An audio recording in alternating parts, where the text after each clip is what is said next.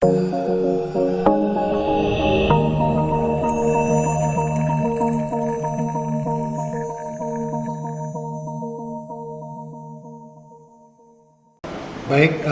selamat datang kembali bersama saya di mata kuliah Rekayasa Perangkat Lunak pada pertemuan yang ke-11 ini ya, bagaimana kita mengimplementasikan pengujian perangkat lunak, di mana pada minggu sebelumnya saya sudah menjelaskan konsep dari pengujian perangkat lunak dengan menggunakan metode black box dan white box.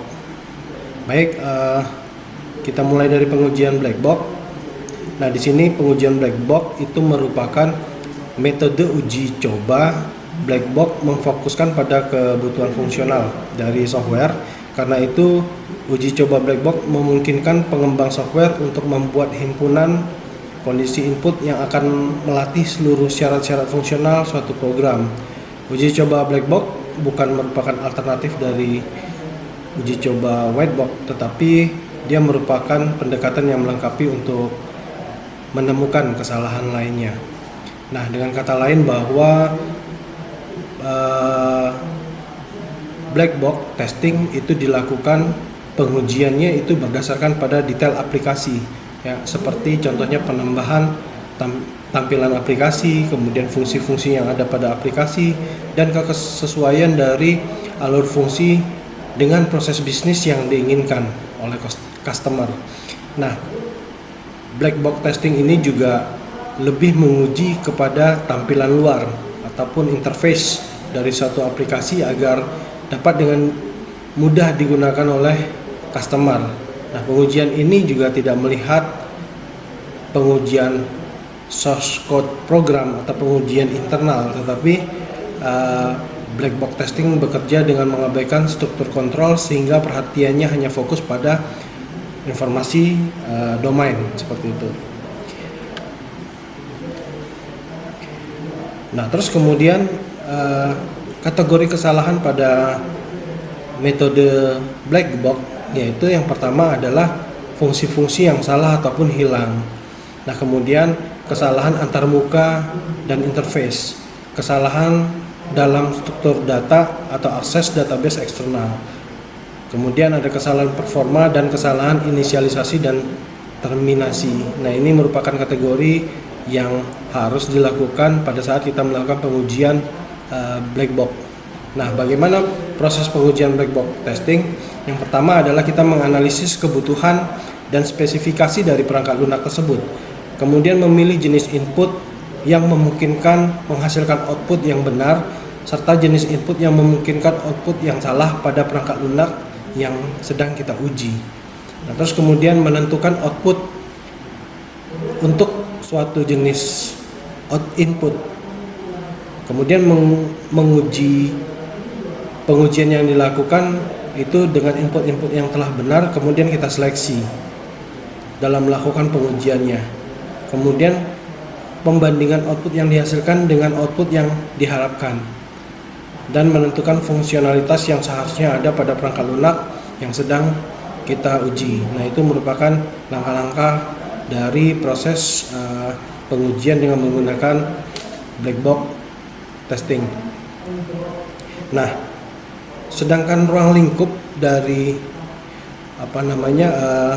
black box testing itu dimulai dari yang namanya unit, kemudian ke integration, sistem, dan acceptance. Nah, kita lihat unit testing itu apa yang diuji. Nah, unit testing adalah suatu metode ataupun verifikasi perangkat lunak di mana programmer melakukan pengujian pada suatu alur program untuk memastikan layak atau tidaknya sebuah program itu digunakan. Nah, unit testing berfokus pada verifikasi di unit yang terkecil pada desain perangkat lunak, komponen ataupun modul perangkat lunak. Nah, unit testing ini juga meyakinkan bahwa masing-masing unit tersebut berjalan dan memenuhi fungsi sebagaimana mestinya.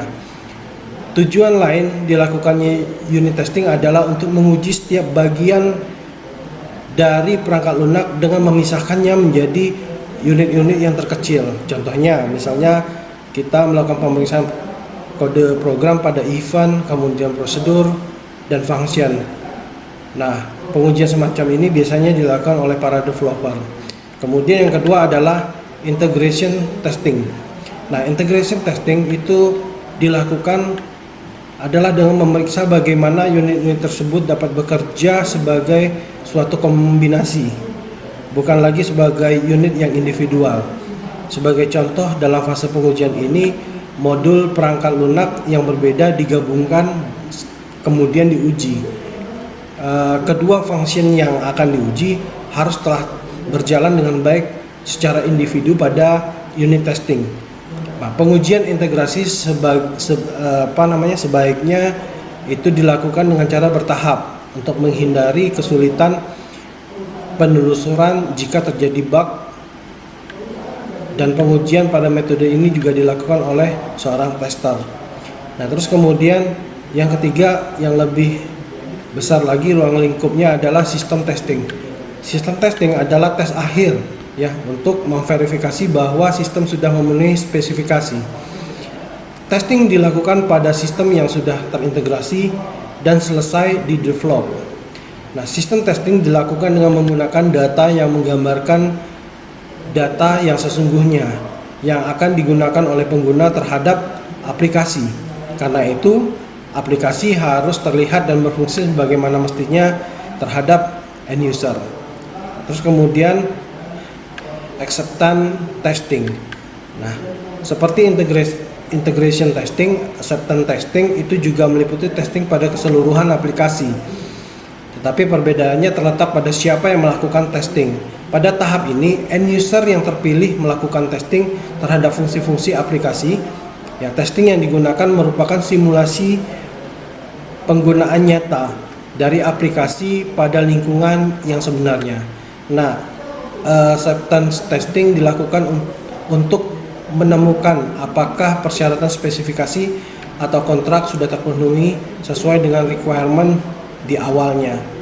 Nah, itu adalah ruang lingkup dari black box testing. Nah, namun demikian ada keunggulan dan kelemahan dari black box testing. Ya, black box testing dapat menguji seluruh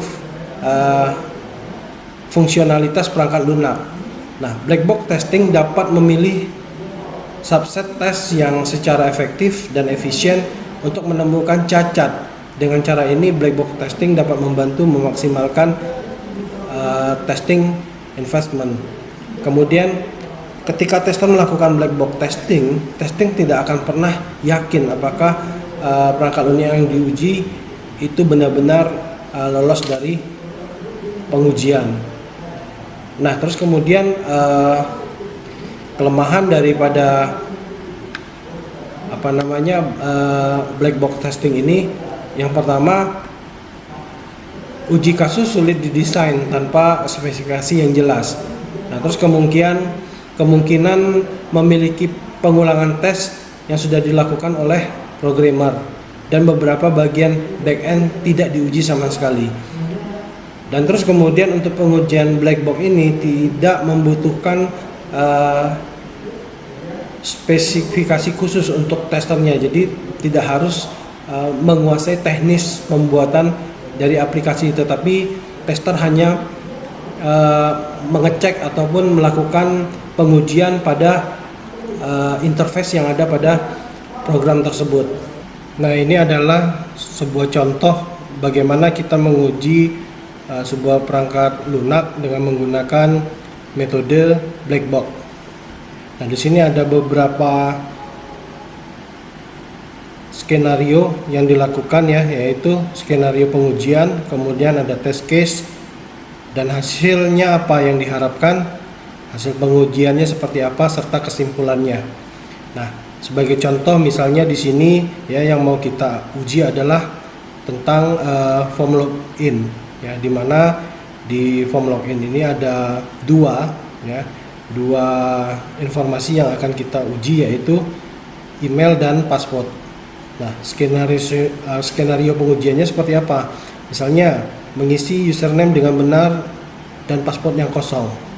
Nah, pada saat kita melakukan pengetesan terhadap form ini, di mana yang kita harapkan misalnya apabila dia sudah mengisi email tetapi ternyata passwordnya belum diisi, harusnya akan didapatkan sebuah notifikasi bahwa Anda belum mengisi password dengan benar. Nah, kesimpulannya apa? Nah, kita bisa tentukan apakah pada saat kita melakukan pengujian ini kesimpulannya valid atau tidak. Ya. Nah, terus kemudian setelah itu misalnya kita skenario pengujiannya kita mengisi username dan password yang benar. Nah, pada saat kita sudah mengisi email dan password yang benar, ternyata hasil yang diharapkan harusnya masuk ke dalam menu daripada website tersebut ataupun program ataupun sistem yang mau kita uji. Nah, di sini ternyata sistem tidak menerima login masuk ke home sebagai pengguna. Otomatis hasil pengujiannya adalah tidak sesuai harapan, dengan artian bahwa kesimpulannya itu tidak valid. Nah, terus kemudian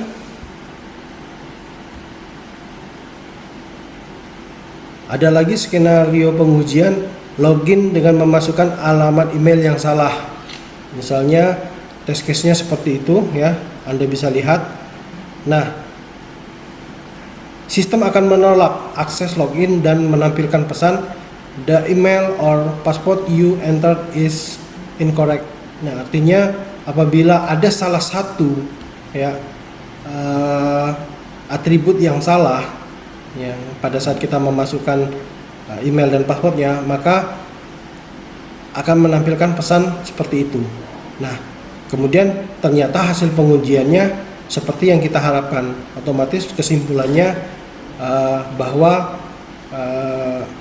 email tersebut yang sudah kita masukkan itu valid, jadi sesuai yang kita inginkan, seperti itu. Nah, ini baru satu dari berbagai interface yang ada dalam sebuah sistem ya, jadi banyak sekali interface-nya. Ini baru satu contoh form yang akan kita uji, di mana dalam satu form ini sebenarnya skenario pengujiannya juga sudah cukup banyak. Jadi Anda bisa bayangkan bagaimana kalau kita mengujinya ke seluruhan sistem ya. Nah, itu adalah contoh daripada pengujian black box ya. Nah, mungkin itu yang bisa saya sampaikan pada pertemuan ke-11 ini di rekayasa perangkat lunak. Nah, minggu depan saya akan masuk ke dalam pengujian white box ya. Nah, seperti apa pengujian white box akan kita bahas di pertemuan selanjutnya. Terima kasih atas perhatiannya. Salam budi luhur.